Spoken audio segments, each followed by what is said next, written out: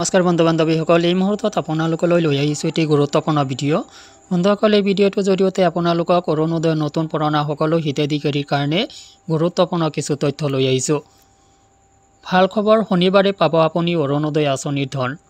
আৰু আপুনি যদি একেৰাহে 4 কিস্তিৰ পৰা বঞ্চিত হৈছে তেতিয়াহ'লে আপোনাৰ বিপদ অনিবাৰ্য নেকি? ছেপ্টেম্বৰৰ পৰা অৰুণোদয়ৰ নতুন আবেদন। এইবাৰ অৰুণোদয়ৰ বাবে লাগিব ৰেচন কাৰ্ডৰ লগতে এইসমূহ নথিপত্ৰ। বিস্তাৰিত তথ্য আপোনালোকক এই ভিডিঅ'টো জনাব চেষ্টা কৰিম। মূল ভিডিঅ'টো লৈ যোৱাৰ আগতে আপোনালোকক জনাম সৰু এটা ৰিকুৱেষ্ট, এনেধৰণৰ ভিডিঅ'বোৰ নিতৌ পাবলৈ চেনেলটোলৈ নতুন আহিলে চেনেলটো ছাবস্ক্ৰাইব কৰি ল'ব।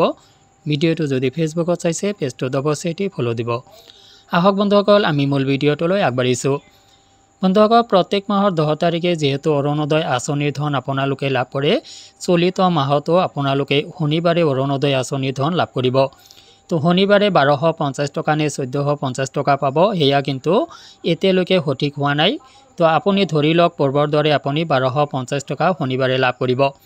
তো বন্ধুসকল, পুৰণা হিতাধিকাৰী হিচাপে আপুনি যদি একেৰাহে অৰুণোদয়ৰ 4টা কিস্তিৰ পৰা বঞ্চিত হৈছে তেতিয়াহ'লে আপোনাৰ কিন্তু বিপদ ঘণ্টা বাজি গৈছে। কিয়নো একেৰাহে 4-5 কিস্তিৰ পৰা বঞ্চিত হোৱা মানে আপুনি অৰুণোদয় আঁচনিৰ পৰা যিকোনো মুহূৰ্তত কাট খাব পাৰে। আপোনাৰ নামটো কৰ্তন হৈ যাব পাৰে অৰুণোদয় আঁচনিৰ পৰা। আপুনি নজনোৱাকৈয়ে, আপোনাক কোনো ধৰণৰ তথ্য পাতি নজনোৱাকৈয়ে চৰকাৰৰ বিষয়ববীয়াসকলে আপোনাক অৰুণোদয় আঁচনিৰ পৰা কৰ্তন কৰিব পাৰে আপোনাৰ নামটো। যাৰ কাৰণে আপুনি যদি একেৰাহে 3-4 কিস্তিৰ পৰা বঞ্চিত হৈছে, অৰ্থাৎ একেৰাহে 3-4টা কিস্তিৰ পৰা আপুনি বঞ্চিত হ'ব লগা হৈছে বা আপোনাৰ বেংক একাউণ্টত ধনখিনি সোমোৱা নাই, তেতিয়াহ'লে সৰ্বপ্ৰথম আপুনি বেংক কৰ্তৃপক্ষৰ ওচৰত ইয়াৰ খবৰ লওক, কিয় আপোনাৰ বেংক একাউণ্টত এই ধনখিনি সোমোৱা নাই। তাতে যদি আপোনাৰ কোনো সমস্যাৰ সমাধান নহয় তেতিয়াহ'লে আপুনি অৰুণোদয়ৰ চৰকাৰী বিভাগীয় কাৰ্যালয়ত আপুনি যোগাযোগ কৰিব লাগিব। কিয়নো আপুনি যদি অতি শীঘ্ৰে এই কামখিনি কৰিব নোৱাৰে তেতিয়াহ'লে আপুনি পাৰ্মানেণ্টলি অৰুণোদয় আঁচনিৰ পৰা আপোনাৰ নামটো কাট খোৱাৰ পূৰ্ণ সম্ভাৱনা থাকে। যাৰ কাৰণে আপোনাক কোৱা হৈছে যে আপুনি যদি একেৰাহে 3-4 কিস্তিৰ পৰা বঞ্চিত হৈছে তেতিয়াহ'লে বিপদত পৰাৰ আগতে আপুনি বিভাগীয় কৰ্তৃপক্ষৰ সৈতে আলোচনা কৰিব লাগিব, কিয় আপোনাৰ ধনখিনি অৰুণোদয় আঁচনিৰ নামত আপোনাৰ বেংক একাউণ্টত জমা হোৱা নাই।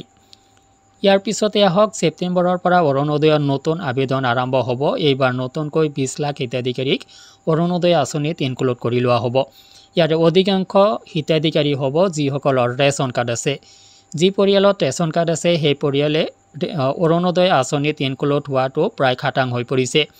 অধিকাংশ ৰেচন কাৰ্ড থকা পৰিয়ালে লাভ কৰিব এইবাৰ অৰুণোদয়ৰ 3য় ফেজৰ জৰিয়তে অৰুণোদয় আঁচনি। তো বন্ধুসকল, আপোনাৰ ঘৰতো আছে নেকি এখন ৰেচন কাৰ্ড? যদি আছে, আপুনি ছেপ্টেম্বৰৰ পৰা অৰুণোদয় আঁচনিত ইনক্লুড হ'ব। আৰু অৰুণোদয় আঁচনিত ইনক্লুড হোৱাৰ লগে লগে আপুনি পুৰণা হিতাধিকাৰীৰ দৰে 1250 টকাৰ পৰা 3000 টকাৰ ভিতৰত আপুনি প্ৰতি মাহে লাভ কৰি থাকিব। যাৰ কাৰণে ছেপ্টেম্বৰলৈ আপুনি অপেক্ষা কৰিব লাগিব। ছেপ্টেম্বৰৰ পৰা অৰুণোদয়ৰ নতুন ফেজৰ আবেদন আৰম্ভ হ'ব আৰু আপোনাৰ বাবে লাগিব এখন ৰেচন কাৰ্ড। অৰুণোদয়ত আবেদন কৰিবলৈ আপোনাৰ এখন ৰেচন কাৰ্ড লাগিব আৰু ৰেচন কাৰ্ড থাকিলে আপুনি নিঃসন্দেহে অৰুণোদয় আঁচনিত ইনক্লুড হ'ব, যদি আপুনি অৰুণোদয় আঁচনিৰ কাৰণে এলিজিবল হয়। তো বন্ধুসকল, ভিডিঅ'টো সংক্ৰান্তত আপোনালোকৰ কিবা অভিমত থাকিলে ভিডিঅ' কমেণ্ট ছেকশ্যনত জানিব বিচাৰিম। আজিলৈ এৰিছোঁ, ধন্যবাদ।